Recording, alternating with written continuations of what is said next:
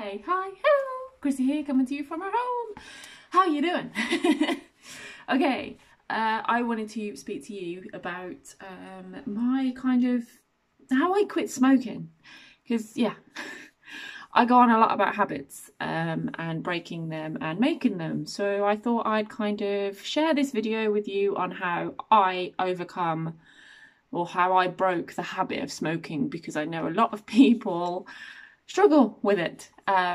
Because yeah, it's a really hard one to break, believe me. Well, I know, I've been there, I've done that. So yeah, like I started smoking. Okay, I didn't smoke for as long as some people. Some people smoke for their whole life, or for the majority of it. But I started smoking back in 2014, when I split up with my boy's dad. I started smoking because what I found out the reason was because I had no control over my life, and I just thought, sod it, I'm going to start smoking. And yes, and that's what I did. It was there, so I just thought, fuck it, basically, I'm just going to start smoking. So I did, because at that point in my life, I had absolutely, well, I felt I had zero control over anything. So I thought that was just something I could control. So that's why I kind of started. But yeah, and then obviously, and I tried to quit a number of times throughout that. Since so for the first 2 years or so, I obviously I smoked, but then I started, when I wanted to quit, I started to try to quit a few times. Yeah, bear with me. But something always kind of triggered me to go back to smoking, or something was just like, well, no, I'm peed off, I'm stressed, I'm just gonna have a fag. One won't hurt, blah, all the same things. One won't hurt, it's gonna be fine. But no, it turned into then about 3 or 4 boxes a week. Well, I was buying the little boxes of 12 grams then. That's when they were allowed to sell 12 and a half grams. But no, then obviously it went to 30 grams, and then I was going through 2 of them every week, which was not good. So yeah, the way I actually stopped smoking is I read this book called The Easy Way to Stop Smoking by Alan Carr. Not the funny man, no. But that was the book that I read, and I want to share some of the stuff with you that helped me. Basically, I kind of stopped smoking, or I thought, right, no, this is my last fag. I'm going to smoke my last fag. This is the last one. Halfway through the book, and it tells you to finish the book before you actually even attempt to do it. And it's right. It was absolutely right. But what I found out that this book had done is literally just changed my mindset. That's all it's done. It went on and on about how bad cigarettes were, how horrible they were. We know this. We all know this. We all know this as people, that they're not good for us, but yet we still do it. So it's kind of all about your beliefs and everything around your belief system around smoking, around cigarettes, what they do for you, and the fact that you, the language that you use to say that, yes, they help me. Oh, I need a fag. Oh, I need a fag. It's not, you don't need one. You don't need one. Nobody needs one. We don't need cigarettes. We want them because they feel like, with any habit, they kind of give us a reward. They kind of make us feel relaxed. But what is actually making us feel relaxed is the deep breathing that we do, the in and out every time we take a drag. That is the thing that relaxes us. So if we literally just do that without the cigarette, we will instantly feel relaxed and calm anyway. It's just kind of what we tell ourselves over and over again, is that we need them. I've been there, I've done that. I know. But the thing is, it is all about mindset and what we tell ourselves.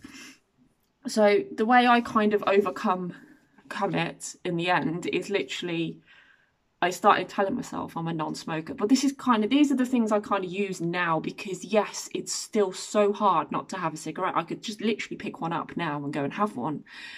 But it's the things I keep telling myself, is that no, I'm a non-smoker. I don't smoke anymore. And yeah, and I've said, yeah, we'll never stop due to the health implications, because we knew that when we started. We'll never stop. It is literally just what we tell ourselves. The reason I kind of stopped, and the reason why I wanted to stop, was my boys. That was the first initial reason. Because yeah, we do need a strong enough why to stop. And if we don't have one of those, then it's not going to work. It's the same with anything. If we do not have a strong enough why, we are not going to get anywhere in life. Or we're not going to actually find the motivation to do anything. So you need to have that strong why. I started it off being the fact that it was for my kids and the money, and I didn't really have the money to buy them, and not many people do. We just find the money. So yeah, where was I going? Oh my god. So yeah, it's all about what we believe. We're never going to stop smoking because of the health. So if the doctor has told you you need to stop smoking because it's killing you, we're still not going to well, you might do, but it's still like, and other people, oh, it's bad for you, don't smoke, you shouldn't smoke, it's bad for you, blah, blah, blah. But you're not going to do that because you started regardless knowing these things. So my why was my boys that started off with. And then as I was reading this book, I realised, right, well, actually, I want to tell you some facts. Well, some of my beliefs now that I believe over smoking is that the smoking controls you, okay? So you don't have any control over it. It's an addiction. Well, they say it's an addiction, but it's more of a habit.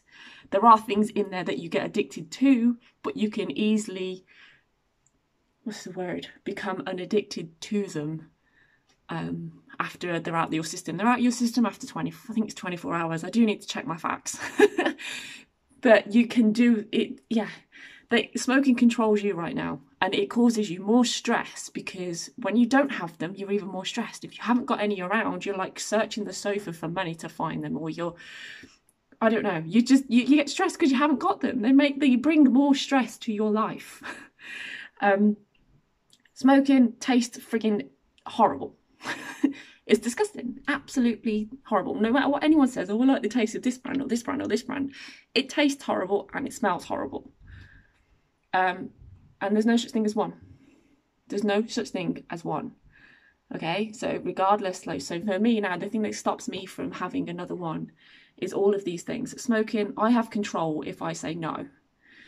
Smoking doesn't help with any of my stress. It does not. It causes more.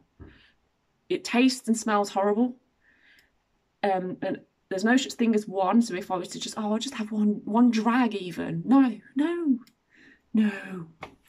And then everyone that smokes doesn't really want to. They've at least thought about quitting smoking. So if you see somebody with a cigarette, they've always at least thought about it or even tried, and they've just not nowhere. So no one really wants to smoke anyway. It also aids procrastination. So for instance, I'm just going to share this with you. I used to, I need to go out, or no, I need to do the washing up, or I'm going to do dinner, so to speak. I need to do something. But I'll just have a fag first.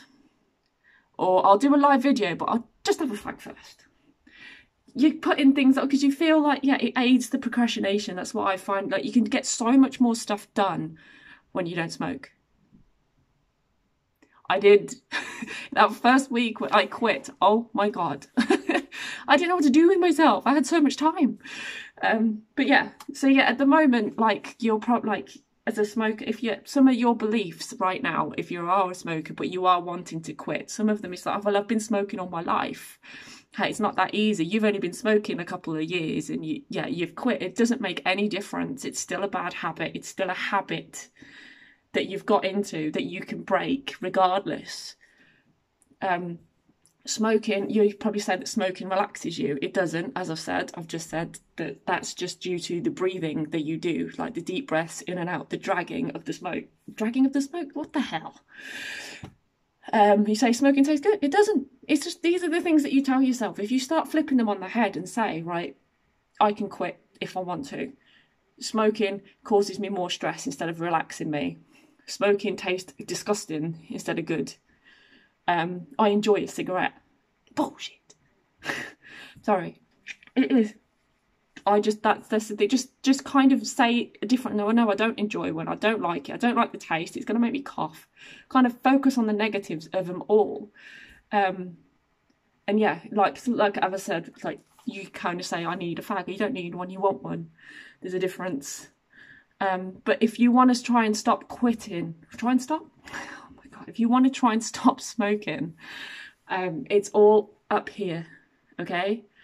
Firstly, figure out your trigger, what it is, why you started smoking, and what it is, and what your triggers, why you smoke, what makes you reach for a cigarette. Figure that out. Mine was due to the fact that I had no control over my life, whereas actually I frigging do. And I've now based my whole life on that, sharing it with others, that we all have control over our lives and what we do with it. We have the choice. Oh my God, look, it's bumpy. Oh my God. So where was I? Oh God, off track. So yeah, you've got the choice. That's the reason I started, because I thought I had no control over my life, where actually I do. And everything that happened was just a massive blessing in disguise in the end anyway. And also the smoking, actually, having that habit had control over me, because I felt like I always needed one. I just was constantly smoking. So it had control over me. I had to go to the shop and buy some if I didn't have any. Now, I've just literally said, two fags. I'm like, no, I'm in control. I don't need you. It's kind of a stubborn thing. Does that make sense? I've just kind of like, no, I don't need you. I think I've done that in everything in life. I'm just more of an independent person. It's just like, well, no, I don't need fags. I don't need that. That's not a thing I need. It's not serving me. It's not. So once I've made the decision, I do things. I tend to do things. Now, this is going into a whole other video.